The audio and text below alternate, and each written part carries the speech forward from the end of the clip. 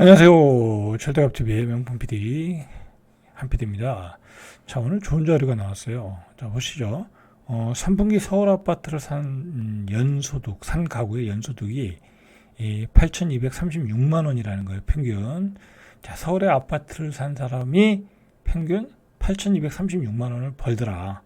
명이 아니라 가구예요. 가구. 그러니까 가구면 맞벌이면 두 사람이죠. 그러니까 연 4천만 원 정도를 벌면 4천만 원 버는 부부들이 8,236만 원 정도 벌면 서울에 집을 샀더라라는 얘기예요. 이게 왜 중요하냐면 우리가 한번 생각을 해봐야 돼. 이걸 못 벌면은 이 금액을 못 벌면은 서울에 집을 못 산다는 얘기예요. 그리고 이렇게 산 사람들이 과연 부담이 안 되겠는가? 그죠? 이자 냈는데 버겁지 않은가? 우리가 그런 것도 파악을 해야 되는 거겠죠. 그죠? 자, 이렇게 되면은, 어쨌든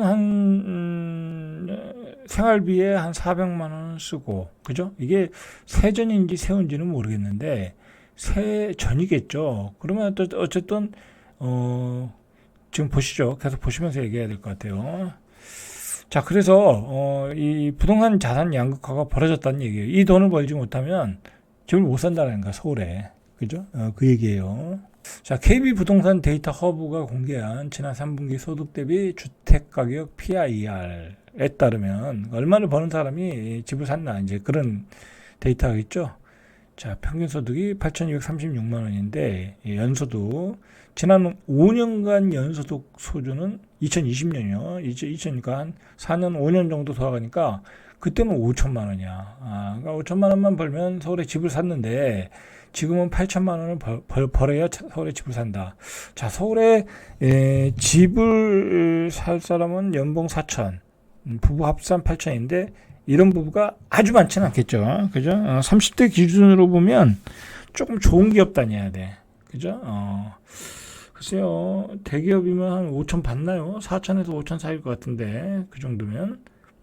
한 5천 정도. 그죠? 5천이라고 하면 1억이잖아요, 1억. 그러니까 우리가 부동산 하는 사람끼리 하는 얘기가 연소득 한 1억 정도, 연봉 1억, 그 세전 1억 받으면 서울에 집을 사고 있다라는 얘기가 맞는 것 같아요. 그죠? 8천에서 1억 버는 사람들이 서울에 집을 사고 있다. 그러니까 한정돼 있다라는 거죠. 그죠? 부부가 둘이 한 사람은 대기업 다니고 한 사람은 뭐 은행 다니거나 아니면 농협을 다녀. 뭐 그런 부부가 뭐 얼마나 되겠어요. 그죠? 그래서 양극화가 벌어지고 있다라는 거야. 그런 부부만 집을 산다라는 거죠. 그래서 양극화가 벌어지고 있다라는 거예요, 지금. 자, 2020년도에 연봉 5천, 그러니까 가구당 연봉 5천을 버는 사람들은 그때는 6억 6천만 원 정도면 집을 샀다라는 거야. 그러다가 2021년부터는 그게 올라갔겠죠. 7억 7천만 원이 된 거야. 자, 2022년도에 8억 2,875만 원이 됐고 2030년도에 8억 5천만 원이 된 거야. 8억 4,500이 된 거야. 그러다가 지금 3분기에 9억 2,500까지 왔다라는 거죠. 자, 그러면 한 300만 원 내지 한 400만 원. 그죠? 300만 원 내지 400만 원을 은행 이자, 원금 플러스 은행 이자로 내고 있다라는 거야. 나머지는 생활을 하고 그러면서 살고 있다라는 거예요. 주거 비용이 왕창 늘어났겠죠. 그죠? 그런 연봉 1억씩 버는 가구도 많지 않을 거고, 그죠? 몇 프로나 될까요? 뭐, 제 생각에는 20%는 안 될 것 같고, 그죠? 한 10몇 프로 되지 않겠어요? 그죠? 15%, 18%, 15%? 그런 정도, 그죠? 그 정도의 가구들이 9억 2,500짜리를 사고 있다라는 거죠. 근데 서울에서 9억 2,500짜리도 이 소형 아파트잖아요. 그죠? 역세권의 소형 아파트. 이제 그런 걸 사고 있다라는 거죠. 그래서 벌어서, 반은, 원금과 이자를 내고 있다라는 거죠. 이제 그렇게 보시면 되겠죠. 그죠? 그러니까 여러분들 생각을 해보세요. 이게 간단한 거예요.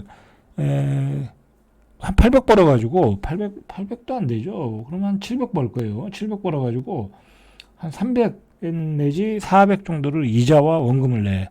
그럼 나머지 300 내지 400을 가지고 생활을 해. 그러니 소비가 되겠어요? 그죠? 그래서 내수가 침체되는 거야. 내수가 침체되는 거야. 그리고 그 밑에 사람들도 당연히 이제 더 많은 돈들을 집을 사는데 지불을 할 것이고, 그리고 요즘 전세 가격도 계속 올라가잖아요. 그죠? 전세금 대출 때문에 더 많은 대출을 또 받았을 거고, 전세 사는 사람들 입장에서는. 그러니까 내수가 안 되는 거예요. 내수가 안 되는 거야. 이게 원인이 주택 때문에 그렇다니까요. 그리고 근본적인 원인은 서울 수도권의 집중화예요. 그죠? 그게 그 서울 수도권에 집중화 안 되고 다 분산이 됐다고 하면 애초에 그런 일이 벌어지지도 않았겠죠. 그죠? 자, 이 문제는 말이에요. 이게 서울 아파트 구매자들의 소득 수준은 한동안 더 가파르게 상승할 가능성이 높다. 이게 맞는 말이, 분양가가 계속 올라가잖아요. 그죠? 요즘 뭐 조금 입지가 좋다고 하면 5구가 한 12억 아니죠? 이번에 당산동 아이파크인가? 당산동 2편한 세상이죠? 그거는 입지가 좋잖아요. 9호선 라인이고. 그거 5구가 15억 나왔어요. 그러면 15억 나왔다는 얘기는 그 아파트를 사는 사람은 연봉이 2억이 되네. 2억이. 그죠? 2억이 돼.